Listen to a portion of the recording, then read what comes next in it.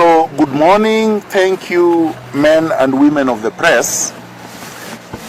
First of all, I am the NRM Kenya General. So I am going to introduce myself properly so that Matiang'i can understand this. I'm speaking on behalf of the NRM and Kenyan Patriots.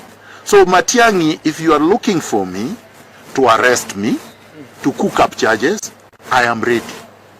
I have been ready since I was a teenager. I and others fought Moi and defeated him. You are nothing. Absolutely nothing. Yes. The meanderings, the intellectual contusions and confusions of one Matiang'i, the Chinkororo gang, will not be tolerated. I call on our members to treat this man as public enemy number 3. The despotic usurper of power, Uhuru Kenyatta, is public enemy number 1. His deputy is public enemy number 2. Public enemy number 3 is one Chinkororo Matiang'i. We will be unleashing the names of other enemies of the country as time go by. The illegal arrest of Kajwang must be condemned, must be opposed. And if they arrest any of us, the same.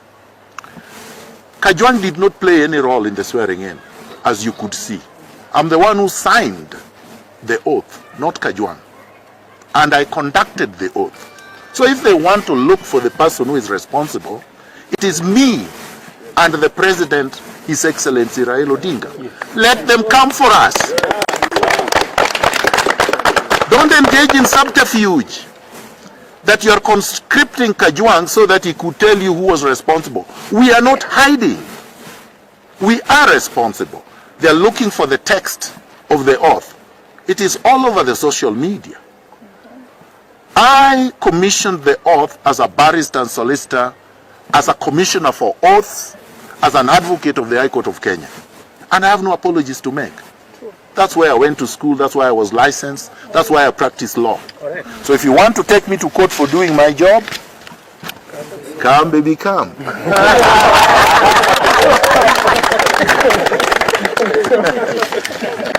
But Kenyans in their millions have said no. We are not going to accept you as the President of Kenya. And starting today, we are ordering NRM Kenya members and soldiers to take down Uhuru Kenyatta's portraits from all your homes, all your businesses, every premise that you occupy. Take Uhuru Kenyatta's portraits down. We are going to produce legitimate portraits of the President of the Republic of Kenya. And we are going to distribute them ourselves. Let no crook purport to be producing these portraits, because we are going to do it in an organized fashion.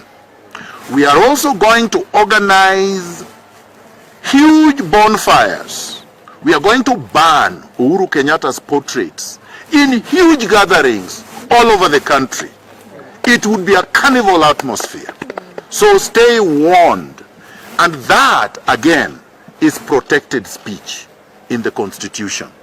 We can speak orally, we can speak in writing, we can speak through songs, we can speak through silence, we can also speak through burning the portraits of Uhuru Kenyatta. I would like to state as well that these are good signs.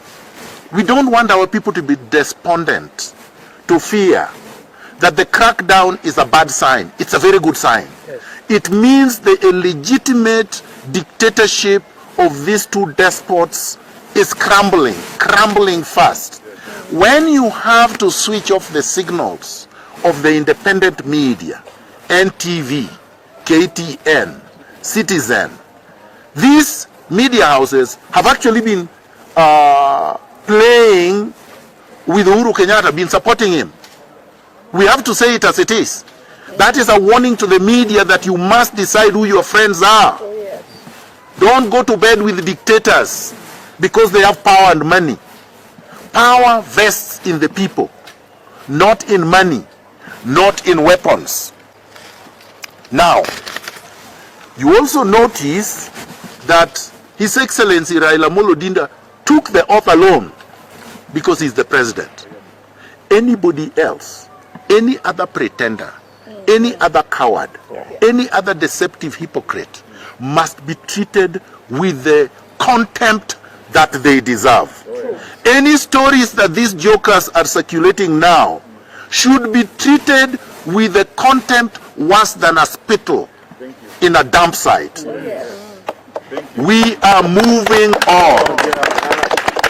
We are marching on, undeterred, fearless, and completely unrestrained.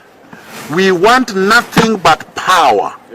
Our power that these despots took by force.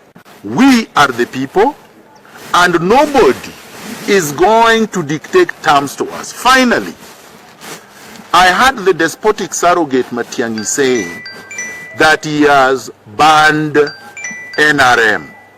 The organization he has banned is Kaguta Museveni's organization in Uganda. He has banned the National Resistance Movement in Uganda. Yes.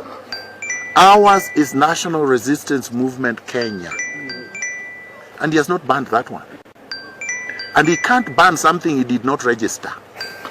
A movement cannot be registered and will not be registered.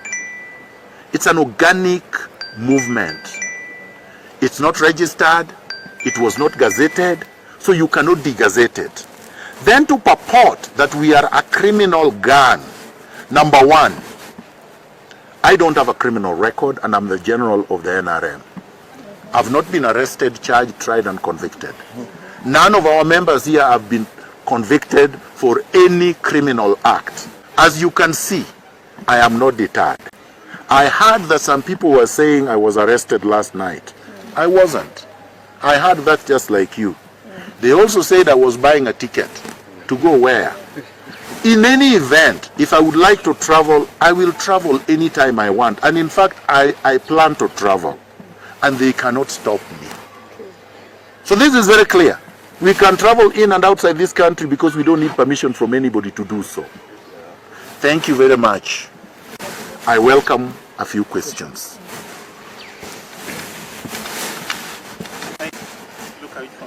We will announce when we start. But our members are free to start anytime they want. No, but I've answered. Anytime they want. But right now the order is take down the portraits. Take down the portraits. Anyone who hangs Uhuru Kenyatta's portrait, we consider an enemy. We consider a member of the junta, the illegitimate usurpers of power. Next. Yes? You have to introduce yourself. My friend, we are not here to deal with distractions from midgets. I'm a general of the NRM. I don't respond to lieutenants. Go to his level in our organization and you will get a response. Yes. What next? Just announce what next. This is just one of them. I told our members to take down the portraits and we're going to go through bonfires. What else do you want? We have... forming the government. But we form our government the way we want, when we want. So, and I'm not the president. His Excellency the President is Raila Odinga. Go ask him when he's forming his next government. Mine is in place. I'm a general in the NRM Kenya, and my government is in place. But the President of Kenya is elsewhere, and you can reach him. Maybe when the State House is that kind of... You see, that's a good question, and I'm going to answer it, although I should have deferred it to the President. People forget that power is not in a State House, it's not in a building. Even if that State House came down today, right? That is not power. Okoa Kenya is just a building. It is not the NRM headquarters, it is not NRM Kenya. So buildings are not power. Power is not the trapping of it. Power vests in the people. And His Excellency Raila Odinga got that power from the people. Where he sits and exercises that power is his discretion. When the dictator Moi was in power for 24 years, he never slept in State House. He slept in Kibra. So would you say that because he slept in Kibra, not State House, he didn't have power? That would be a delusional thought, right? And Kibaki, when he won the 2002 elections, where was he? In Muthaiga. In fact, he was not present.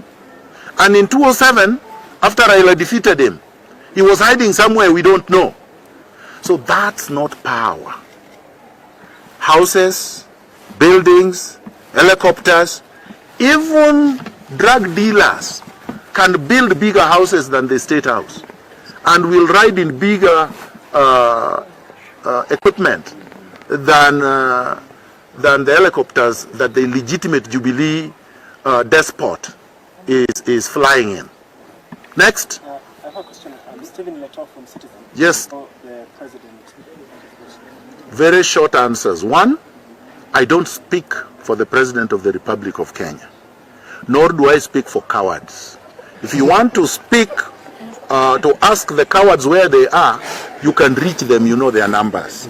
If you would like to reach the President of the Republic of Kenya, you also know his PA, you know his Director of Communication. I said I speak for NRM Kenya. Two, security arrangements are not discussed at press conferences. Finally, the people will protect their president.